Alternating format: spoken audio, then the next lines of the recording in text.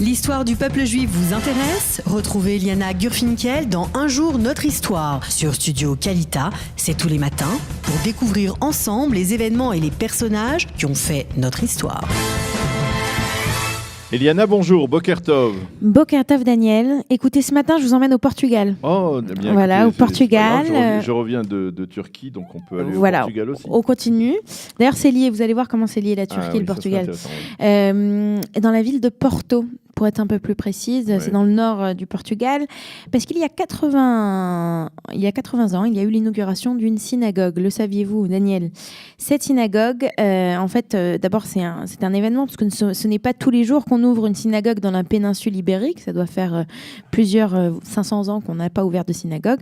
Pas tout à fait exact. Pas tout à fait exact. Une synagogue en Espagne. Mais au Portugal, c'est plus compliqué. Et cette très, très grande synagogue, qui est la plus grande de la péninsule ibérique, qui est nommée la Synagoga Kaduri Mekor Chaim, est d'autant plus particulière que la personne qui a lancé sa construction n'était autre qu'Arthur Carlos de Barros Rasto, c'est du portugais, surnommé aussi le Dreyfus portugais. Vous avez déjà entendu parler d'un Dreyfus portugais ? Il faut repartir en arrière. Arthur Carlos de Barros Basto est né dans la ville portugaise d'Amarante en décembre 1887. Sa famille est catholique, mais elle a des origines juives.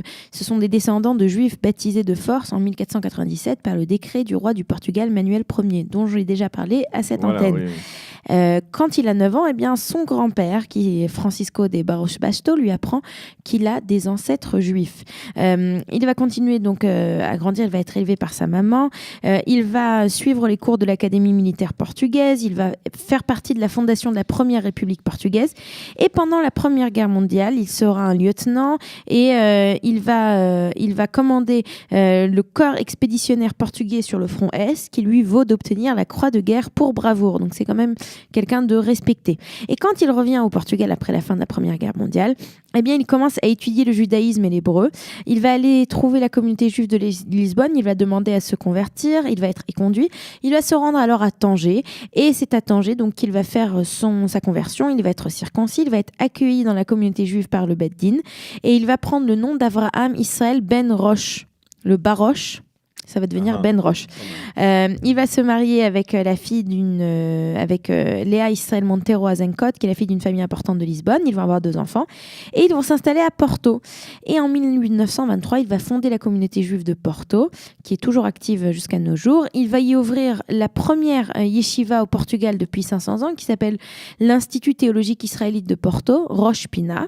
Et en 1938, donc à la date d'aujourd'hui, il va inaugurer la synagogue Kaduri Mekor Chaim, qui a été débutée en 1929, et c'est très intéressant parce qu'en fait il va aller chercher, il est connu pour être très charismatique, il va chercher des fonds dans toute la diaspora séfarade du monde entier, et c'est pour ça que le jour de l'ouverture, le jour de l'inauguration de la synagogue, on a le président du comité des marranes portugais de la synagogue de Londres, le rabbin de la synagogue She'eret Israël de New York, qui est la plus vieille communauté juive des États-Unis, qui existe depuis 1654, et donc c'est un grand événement. Et il faut aussi rappeler qu'on est en 1938. Donc en 1938, alors qu'en Allemagne, on détruit des synagogues, l'histoire fait qu'au Portugal, où on avait détruit des synagogues 500 ans plus tôt, on en crée une nouvelle. Alors, il est surnommé par le grand historien Cecil Roth, grand historien du monde juif, qui l'a rencontré. Il est surnommé l'apôtre des Maranes. Alors, pourquoi est-ce qu'il est surnommé ainsi ? Parce qu'en fait, Barros Basto va faire énormément d'efforts pour secourir ces Maranes, ces juifs secrets du Portugal, qu'on appelle aussi les nouveaux chrétiens, ou les Anousim en hébreu, ceux qui ont été contraints donc, et il va faire énormément de travail pour essayer de les ramener à leurs origines, à leur communauté, un petit peu ce que lui a vécu. Et il va aussi écrire et publier un journal théologique, Halapid, donc la torche, de 1927 à 1958. Il va traduire de nombreux textes hébreux en portugais, il va enseigner l'hébreu à l'université de Porto, il sera connu par tous les intellectuels intellectuels de la ville, il sera leur ami. Il va aussi, parfois à cheval, dans de nombreuses villes et des villages à l'intérieur du Portugal, très isolés, et il cherche donc ces nouveaux chrétiens afin de leur faire revenir à leur foi d'origine. Et il a une devise. La devise, c'est un psaume, c'est l'Éternel et pour moi, je ne crains rien. Et il va créer des communautés, des synagogues un peu partout. Les historiens pensent qu'il a réussi à convaincre 10 000 personnes de revenir à leur foi juive. Mais en 1961, il a été la cible d'une campagne orchestrée de diffamation et il va en mourir brisé. Alors il faut savoir qu'en 1937, il y a une dénonciation anonyme. On pense que c'est l'Église catholique, c'est pour ça que je vous dis qu'on l'appelait le Dreyfus. J'essayais de voir voilà, donc il arrive, voilà.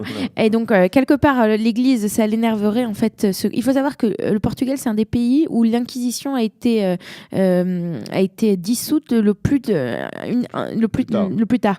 Et donc lui, l'Église n'aime pas ce qu'il est en train de faire, et donc il y a une dénonciation, soi-disant il aurait trahi. On va le dépouiller de son uniforme, de sa dignité, on va lui retirer ses allocations médicales à cause de ça, son fils va mourir puisque son fils était très malade et ça aurait pu le sauver. Et malgré cela, bien qu'on l'ait traîné dans la boue, Barros Basto ne va pas s'arrêter. Il va aider en particulier les réfugiés juifs furant les persécutions nazies. Si on parle de cette synagogue, alors il faut savoir que dans cette synagogue, il y a beaucoup de choses qui se sont passées. Entre autres, on a eu l'Institut technologique israélien qui a séjourné, qui a utilisé les locaux pendant une dizaine d'années avant même que la synagogue ne soit finie. Je ne sais pas pourquoi, mais c'est ce que j'ai lu. Et la seconde chose qu'il va faire, il y a énormément de réfugiés qui vont passer par le Portugal pour ensuite partir vers les États-Unis. Il y en a énormément à citer. Je me demande si le rabbi de Lubavitch n'est pas passé aussi par le Portugal pour ensuite partir aux États-Unis. Je sais que Saint-Exupéry raconte les derniers jours qu'il passe au Portugal. Et donc, il y a énormément de juifs qui vont passer par cette synagogue, qui vont y trouver l'accueil de Barros Basto pour ensuite fuir les persécutions nazies. Voilà. Et il va mourir en quelle année ? Je vous les ai dit. En 61 ? Voilà, il meurt en 61 et il ne va être réhabilité. Alors là, c'est seulement le 29 février 2012. D'accord. Donc il n'y a pas longtemps, et donc il y a un comité des droits civiques de l'Assemblée nationale qui vote à l'unanimité que les accusations contre ce capitaine sont sans fondement et motivées par l'antisémitisme. Et voilà, donc c'est ça l'histoire de cette personne qui est assez inconnue. Ça nous permet de rappeler aussi que selon certains experts, il y aurait au Portugal au moins un quart de la population qui serait d'origine juive, de Maran, issue de Maran ou d'autres, et qu'effectivement aujourd'hui le Portugal aspire à essayer de retrouver une communauté juive, et la preuve, il offre, on va dire, des passeports portugais à tout celui qui prouve son origine portugaise. Vous êtes intéressé, Daniel ? Non, personnellement, parce qu'il faudra se mettre au portugais. Hein. J'en ai pas besoin pour l'instant, mais en tout cas, c'est intéressant de voir qu'aujourd'hui, et le Portugal et l'Espagne, deux pays qui ont chassé leurs juifs il y a 500 ans, essayent de les retrouver aujourd'hui. Voilà. Merci beaucoup, Eliana, de nous avoir parlé de cette figure que je ne connaissais pas. Barros Basto. Barros Basto, voilà. Merci de nous avoir parlé de lui ce matin. Il est 8h35 sur Studio Qualita, le jingle, et ce sera tout de suite après la revue de la presse et des médias israéliens. Vous aimez l'histoire juive ? Retrouvez Eliana Gurfinkel dans Un jour notre histoire sur Studio Qualita. C'est tous les matins pour découvrir ensemble les événements et les personnages qui ont fait notre histoire.